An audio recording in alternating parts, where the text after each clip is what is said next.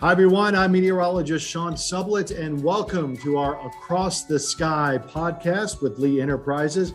I'm here with all of the weather team live and in person. We are at the AMS, American Meteorological Society, 49th Broadcast Meteorology Conference, meeting with weather forecasters who do TV weather all over the country. It is a wonderful time for all of us weather geeks to get together, share horror stories, and share cool stories about what we have learned about not just weather, but how to best communicate weather to all of those people who consume weather information. As always, I'm joined by my colleagues all across the Lee Enterprises Network. We've got Matt Holiner, who is normally in Chicago. Say hi, Matt. Yeah, but I am in Milwaukee right now, We sitting are- around the same table and the same microphone with everybody else. This is awesome. That's right. And we have Kirsten Lang, normally in Tulsa, but she is here in Milwaukee. Hey, Kirsten. Good afternoon. I was about to say good morning, good grief, good afternoon. It's been quite the event here. The days just go so rapidly. And of course, my brother at the shore, Mr. Joe Martucci, who has looked very dapper, I will have everybody know, while we've been at this gig. Hey, Joe. Listen, I knew you guys were coming here, so I'm impressed. It's good to see everybody. I forget people are in three dimensions, We were all, this first time we're all under the same roof. Yeah. So that's really cool. Last time we were under the same roof, it was Matt, Kirsten, and I. Sean was not here yet, but the whole family's here. It's good to be here and good to be another AMS conference. First time in 2.5 years since COVID started. Yeah, the last time I know you and I sat down was in Boston, Joe, at the 100th annual meeting of the American Meteorological Society. This conference is the 49th Broadcaster Conference, but the 100th annual meeting was gargantuan. Here we've got about 150 meteorologists from across the country. We also have people here from the National Weather Service who are kind of updating us on some of the products they're doing. And a lot of what we call weather vendors, people who sell products to people like us to help produce graphical images, to help better tell the weather story in a video way. So there have been lots of good talks so far. Everybody kind of gets this 15-minute talk to share with the membership something that they've learned or something that's upcoming. And what we like to call lovingly the weather enterprise, anybody who basically is doing weather for a living. We'll just kind of go around, I imagine, and talk about some of the things that we've seen or that we've noticed so far, things that have struck us so far in the conference. Does anybody want to jump in? Or you want me just to go first? I can jump in. Do it. I'll start. I think one speech that we heard today actually really hit me, and I'm real excited. I want to try. I haven't flagged this guy down yet, but I plan on trying to see him before this all wraps up tomorrow. But his name is Grady McGahan. McGahan? Am I saying that correctly? I think that was right. I think you're on it. Okay, and he is with Retreat, which is also now with Keep America Beautiful. And his mission is to go out, and anytime there's a natural disaster, there are many times that people, of course, will look at a picture of after a tornado goes through, a hurricane goes through, and they'll see the destruction, and they'll see cars flipped over, houses, just taken down to nothing. But one thing that may not come to mind right off the bat is the fact that the trees are also lost as well. But it's a really big, it's a big issue. And, I live in a neighborhood in Tulsa where we have some very old, beautiful trees. I mean, it's awesome. Huge trees all over the place. And if those trees sometimes, I'll be walking around with my kids or whatever, and I'll notice they're taking one down.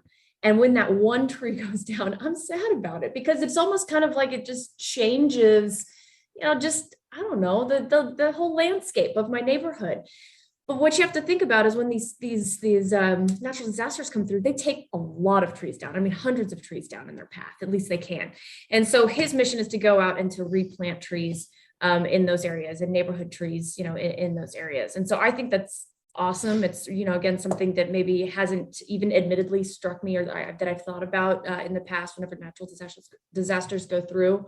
But I hope to talk to him. So I'm going to flag that guy down. But that's been one of my favorite speeches, I think, so far, just because it hit me. Yeah, because that really struck me as well. I think we all intuitively know that happens with the trees, but I wasn't cognizant of how emotional that is when you look at see these trees that have been around 50, 80, 100 years just gone. And then what do we do to replace that? And then how that helps you mentally, right? When you start rebuilding the tree canopy. I mean, it's not going to be done overnight. And one of the things that he did mention was that, planting a tree is more than just planting a tree. I mean, there's a process to be sure you've got the right species of tree and it's not just some sapling. You need to be sure you've got something that's hardy, that's going to be sticking around for a while, that you're not just putting something in the ground that's going to die in 3 weeks. Because this all came about from a previous talk from McCall Vrydags. She's the chief meteorologist at the CBS station in Dayton, Ohio. And I've actually been on her podcast, ironically enough. And she was talking about what she went through during the coverage of that storm. And they had an EF4 tornado and how that changed her. This was Memorial Day of 2019, and how that fundamentally changed how she looked at her job. And then that dovetailed into the tree presentation. So I thought that hit home in a very, very distinctive way. And it's so important for the trees too. Another reason we want to replant them, not only to restore the native habitat and to get that look that we like with all the trees around instead of just this barren landscape, but also it's important for climate change and reducing the impacts of climate change, because those trees are absorbing the carbon dioxide that's in the air. So the more trees, the better. And when you lose a lot in a big natural disaster like that, that's only going to add to the climate change problem. So that's why replanting the trees is actually real important. It's awesome that somebody's doing that work. Yeah, I mean, you guys pretty much said everything I would say. I got nothing else except ditto to everybody. I mean, it was a cool talk and, doing some good. And I think if I had a natural disaster in my neighborhood and some trees were planted and make you feel better, and, new trees are a sign of new life, and just shows that, we're usually resistant and resilient against whatever natural disasters come our way. Yeah, that a sign of new life. I think you put that very well. It's a signature of rebirth. We are coming back. It's a quick, immediate sign. If you spend 1 or 2 days putting up a whole bunch of new trees, I mean, it's not 1 or 2 people, right? You've got to have a whole bunch of people working on a project. But if you've got a bunch of trees in the ground after a week, that's a lot faster than rebuilding a house. You can't rebuild a house in a week. So I think that's a very good point. It's a very obvious signal that there's rebirth going on. Right. Yeah. I mean, it kind of reminds me of what happened after Sandy in Jersey in 2012. I mean, there was a whole Restore to Shore campaign, and everyone was feeling pretty positive that things would be better after 2012 and going into the 2013 summer. There was a lot of optimism, even though there was a lot of destruction, but you saw a lot of people building back. And yes, there were new trees included, but anytime, you mourn for the loss, but then you look forward to the future, and that's always good. So he's going right up that alley. Yeah, and dovetailing off of that with Sandy in the tropics, what do you guys think about some of the talks from the National Hurricane Center? Because some of these really hit me hard as well. Can I jump in? Oh, please jump in. Because you're going to ask what my favorite talk was, and I didn't know if you were going to say the same thing as me, Sean. It's the one with Jamie Rode. Yeah. We're trying to get on this podcast at some point. Oh, well, he'll be on. Yeah, we'll get him We'll on. make that happen. That was incredible. Now, I will say he was looking at us a couple of times. But we were in the front row. Of course he was looking at us. I don't know if that was a good thing or a bad thing, but he, pretty much he was saying. But to be clear, who Jamie Rome is, he's the new acting director of the National Hurricane Center, right, who's filling in at least temporarily, but I don't see why he wouldn't be promoted. Not after that talk. That dude was spot on. Yeah. But he's taking over temporarily for Ken Graham, who's now in charge of the National Weather Service. He was the director of the National Hurricane Center, so now it's Jamie Rome, who is the associate director. Correct? Is that I think he's acting director. Now he currently is acting. He's acting director. Right. He promoted him up to the next step, and it was a great talk that he did today. But anyway, go ahead there, Mr. Martucci. No, I mean, he talked about how the National Hurricane Center is just darn good at doing what they're doing. I mean, it's as simple as that. He pointed out 2 different hurricanes where certain counties didn't evacuate. Sean, you might fill me in here. What was the one in Florida? Oh gosh, I don't remember. I put him on the spot. Does anybody remember? But it was 2 or 3 years ago, right? But it wasn't long ago. Dorian? Miami-Dade County. Well, okay, so it was like a Cat 5, like sitting 100 miles offshore of Miami. And if this was 30 years ago, like, well, you got to evacuate all of South Florida. but the forecasting was so good, they did not have to evacuate it, even though it was just sitting there ominously off the Florida coastline. Right.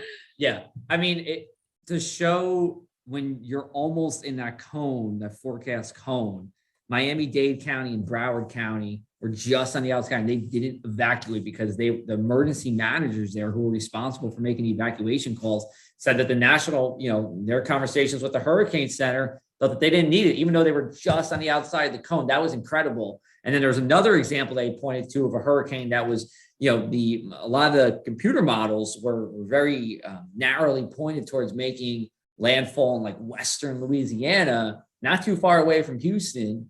And Houston and those places in like Far East Texas didn't evacuate, to samples where the hurricane centers, they had some cojones out there. And making it possible. Yeah, Miami it was Dorian in 2019. Dorian. Thank you. I had to go look it up because I'm getting old and all the hurricanes are starting to run together. Especially these last 2 years, right? Oh my heavens. Yeah, I mean, it's been crazy. So, to hear.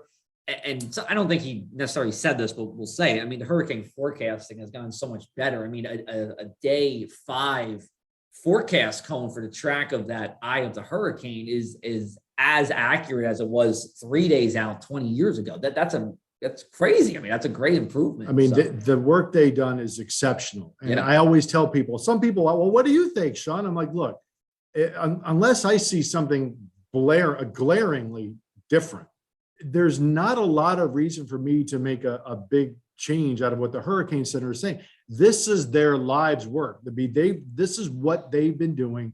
These guys and gals, if you will, 15, 20, 25 years, that's what they do. Now, if I see something that's like, well, maybe it wobbles 10 miles this way, but I'm not going to, I got to see something that's just crazy if I'm going to go say something different than the Hurricane Center. And that's exceedingly, exceedingly rare. The track forecasting is so much better, as you said, Joe. One thing that still needs to be worked on is the intensity forecasting. But they're cognizant of that. I mean, they know that. But the track and timing has gotten exceptional over these past few years. Yeah. That was my big one from day 2. We should also mention we're recording this on Thursday, so we're in day 2 of 3 of these talks. So we still have some more on Friday. One more thing too, I'm sure we'll get to it. We had to talk ourselves, but we'll get to that in a little bit. We'll talk about it. So because there were some interesting statistics that he also threw out during the same hurricane talk. They literally struck me. Historically, he pointed out that 49% of deaths from hurricanes occur because of storm surge. That's the historical percentage. A lot of deaths are because of a storm surge, but in the last 5 years, so 2017 to 2021, only 3% of the deaths were because of storm surge. And I think that has a lot to do with the good forecast that came in. There was great communication along the coast. People who needed to evacuate did evacuate and got out of that dangerous storm surge.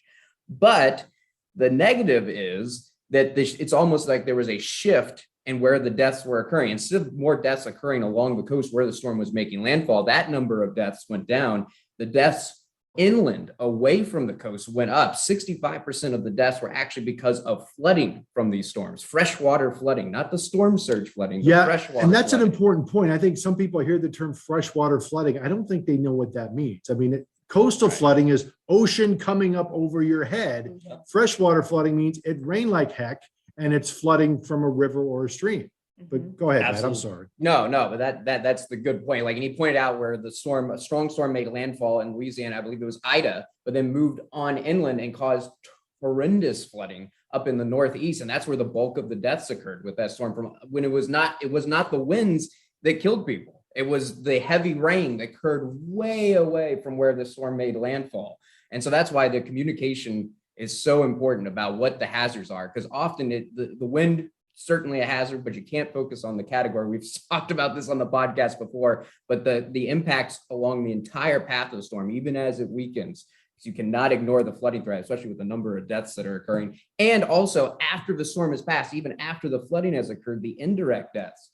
There have been more people, 2017 to 2021, again, that 5-year span, that died indirectly from the hurricanes than directly. And by indirectly, people maybe in the process of evacuating that died, maybe in a car accident in the process of evacuating, but the biggest one being carbon monoxide. That was one that he really pointed out to. So many people, unfortunately, running their generators in their garage or inside their house when they lose power And then they run these generators, and so many people, this happened when I was covering Hurricane Hannah in the Rio Grande Valley. There were multiple people that died because they operated these generators inside their home and died because of carbon monoxide poisoning after the storm had passed. It was during the recovery. And that is just a messaging that we just cannot stress enough. Do not operate those things inside. Keep them outside. Do not put your life at risk like that when even after the storm is. That's the most frustrating thing to me, is the people that die after a storm has passed. Like, that should not happen, but it does. Yeah, twice. He said, don't run your generator in your garage. Say it again. Don't run your generator in the garage. Should we do a little clap? Like, don't run. We should make a song. Don't run your generator in your garage. Hey, there was a talk, right, Sean? There We saw was. about writing a song to convey hazardous weather. And it was about flooding. Right. So we're going to karaoke tonight, right? There is Start singing. karaoke tonight, y'all. There is legit. Yes, I'm from Virginia and you're from Tulsa. Listen, everybody listening here, these people. You over guys. here, Yous you guys. You guys. Say y'all. And it's really you guys. Yeah. Made what it's Jersey. It's a continued debate. Listen, there's a between lot us of all. internal debates here, Yes. but this is what happens. We're all on the same roof. You get different people from different places. So you say But that's what makes things. us great. That's it. right? That's why you listen to that. Absolutely. Hey, listen, for everybody who is listening, great news. Every podcast we've been doing, we've actually been getting more and more of you guys listening. Y'all. Y'all Thank are you. listening, y'all. So thank So you. thank you guys for listening. We'll take a little halftime break here. Yeah, we'll take a little halftime break and then we'll talk a little bit about why in the world we're here in the first place, kind of representing our organization, Lee Enterprises. So hang with us. We'll be right back.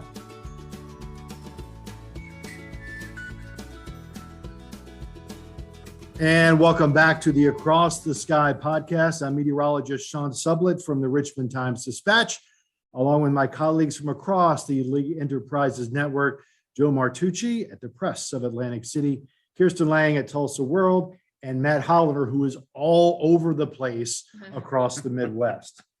So yeah, let's talk a little bit about why we got here or what we're doing here in the first place. I kind of led off our presentation here, just bringing what we're doing to a broader audience. There's 150 broadcast meteorologists here, weather professionals, but traditional broadcast meteorology, TV weather dude, TV weather gal, whatever, that's changing. That's kind of why we're here, right? Because we're an exclusively digital enterprise. We are doing video, we are communicating weather, but we're not doing it in the classical or traditional broadcast or cable sphere. And one of the things we wanted to kind of get out there to our colleagues who are still very much doing that version of this kind of work is to remind them that the game is changing, as it were. Television is not going away, but there are multiple ways to get weather information now. And, I've got kids who are 23 and 19. They get all of their information very differently than I do. One of the things that has not come up here, and I'm a little surprised, but not shocked. We'll say my kids are Gen Z. We'll say that. They have no use for Facebook. They don't really use Twitter much. They do all their communication on Discord. Yeah. They do Twitch streaming. Exactly. And we look around like, what's that? What is that? Exactly. I'm on No Discord. Twitch. Right. And you are on Discord. I've never heard of I've never heard of either one of those things. We've got That's to. a token young guy. In the Guys, and business. you're the You are the token token guy. young guy. But that's the Young point. guy. You're closer to that generation. I mean, you're what? I mean, you're Matt's there too. you Matt's just a year turned older. what, Right. Joe? Go ahead. Tell everybody how old you are. How old am I? How old are you now? Or you could say, what year were you I was born? born, And no, I was born in 91. you were born in 1991. Yeah. You were born the year I graduated college.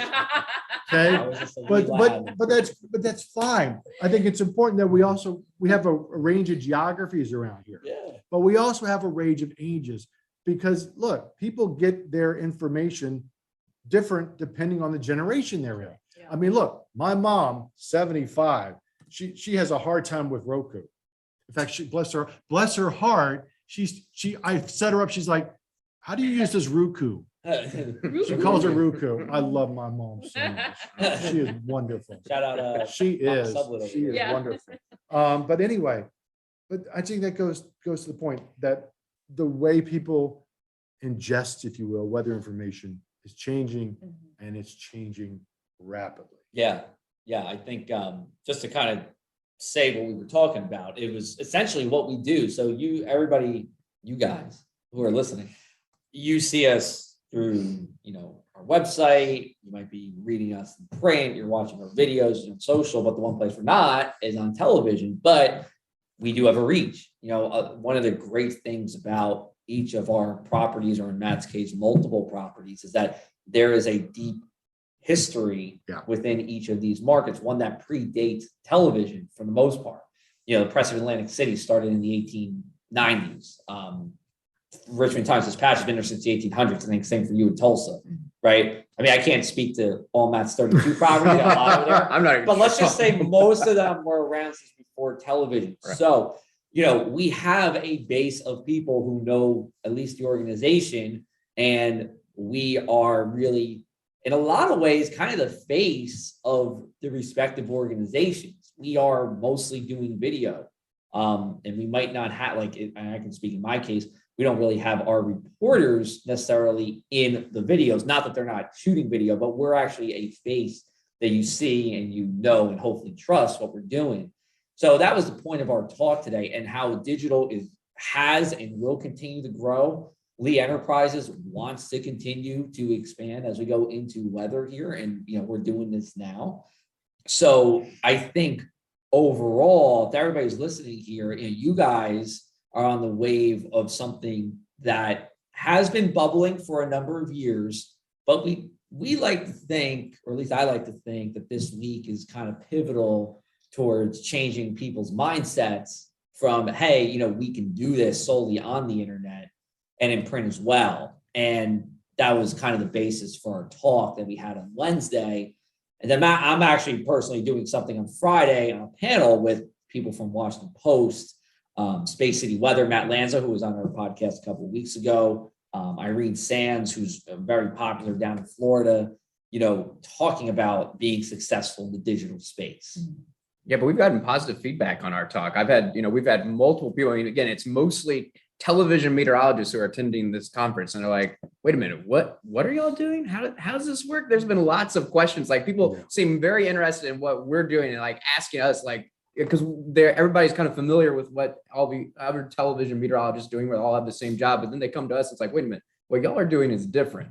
Tell me about what you're doing. And so we've related. How many times have we told the story of what we're doing? Coming down in the elevator to do this podcast, dude, because I wanted to talk to you. I'm like, we'll catch up a little while. Well, let's be honest. Who doesn't want to talk to Sean here? Let's talk about Sean at this conference, first of all, because I'm old. It's not because he's old. He just knows. He literally knows everybody. You start talking to him, and then someone peels him off, and then starts talking to somebody else. But Sean's been really involved in the broadcast side. He was the board chair a number of years ago. So Sean is really the MVP of our group here when it comes to these American Meteorological Society conferences. You've made your mark. I've been doing it for a while, and that kind of adds up. I mean, I first got involved with the AMS broadcast board. 1991. No. I mean, when you were born, Joe. I think it was about 2001 or 2002. So about 20 years ago. And honestly, back in the days when the internet was mostly message boards, and I would log on these message boards, and I would see these meteorologists griping. I couldn't get my seal because my board said, it's people just griping and moaning all the time, because this is before other parts of the internet flourished. So back to my mama, she said, don't complain, go do something. So I actually contacted Robin Reed, who worked at a competing station in my market at the time. Legacy dude, nice a guy as you'll ever meet. And he's kind of in quasi-retirement at the CBS there in Roanoke, Virginia. But I knew he was on the board. Right. I knew he served. So I contacted him to ask how to get involved. And I did. I nosed around a little bit. I asked to serve on the board. I guess he put in a good word for me. And I got on the board of Broadcast Meteorology so that I got to learn the process. All right. Then I started coming to conferences and then starting to meet people. And then a couple other people who had been doing it longer than me said, Sean, We like what you're doing on the board. We want you to be the chair of the board in 2009. I was like, me? Little old me? Yeah. And it just kind of blossomed from there. And like anything in your career, you make contacts, you nurture those contacts, right? They're important. And it isn't just, rubbing shoulders with the right people. It's genuinely understanding your colleagues in the industry, learning from what they do. One of my favorite people in this building right now is Nate Johnson in Raleigh. And he's basically oversees the NBC stations weather operations. These are stations that are owned by NBC. They're not necessarily operated by NBC, but they're owned. So these are big TV stations: New York, LA, Miami, Philly. Dallas, Philly, Boston. Okay. and he is sharp as a tack. And I'm a Penn Stater, but he gives me a lot of respect for those people at NC State because he bleeds red and blue Wolfpack there. But he's a visionary, and they're visionaries here in a place like this. And it's really wonderful to exchange ideas with people who are trying to push the envelope and change things. This is how we can better communicate weather to our public, to our audience. This is how we can better serve our audience. This isn't about just making money, because look, we do have to make some money so we can get paid, but we want to do the best job we can in preparing our audience, no matter where they are, for the weather that's going to impact them, their family, their property, and their livelihoods. Yeah, Very true. absolutely. I think change is the key word from this conference, because one, the weather is changing. That was another talk that came up today, how we went back, kind of looked over 2021, and how there was $1 billion disaster every 18 days in 2021. That just blew me away when that statistic was said. If you took all the events on average, again, it wasn't exactly 18 days, but on average, there was a $1 billion weather disaster every 18 days in 2021. And that just didn't happen in the past. And yes, he made it very clear, accounting for inflation as well, like that just did not happen. There were only 2 or 3 events in the 80s, multiple times in the 80s. It's just, we did not have the frequency of extreme weather that we do now. And so not only is the weather changing, but because the weather is changing, how we communicate it is changing, because our jobs are changing because there's more extreme weather. How we deal with it and the communication has to change as well. And how it's also changing is the technology is changing. We're switching to digital. TV is going away a little bit, not the what it used to be. I mean, it's still a big driver when there's severe weather, but now people are getting a lot of their weather information digitally. And so you have to change the way you're reaching people now with the forecast information. People still want forecast information. They still want explanations. They want something more than their smartphone forecast. They still want broadcast meteorologists, but we have to reach people in a different way, and we have to do it differently because there's more and more often because there's more extreme weather. Yeah, Matt, those are all very, very good points. I appreciate bringing those up. So that's going to be it. It's going to be a short podcast this week. You want to tell them why? Oh my gosh, there's so much going on. We've got another event we've got to scurry off to, but we wanted to give everybody a little taste of what's going on here at the AMS Broadcast Conference in Milwaukee, Wisconsin. So we're in Milwaukee, and frankly, we're going to go get a beer because we're in Milwaukee. So that's just the way of the world. So cheers, friends. Cheers, everybody. So thank you for joining us this week on the Across the Sky podcast from Lee Enterprises. For Kirsten, for Matt, for Joe, I'm Sean Sublette from Richmond Times-Dispatch, and we'll see you next week. Thanks for listening. So we're going to karaoke tonight, right? There is karaoke tonight, y'all.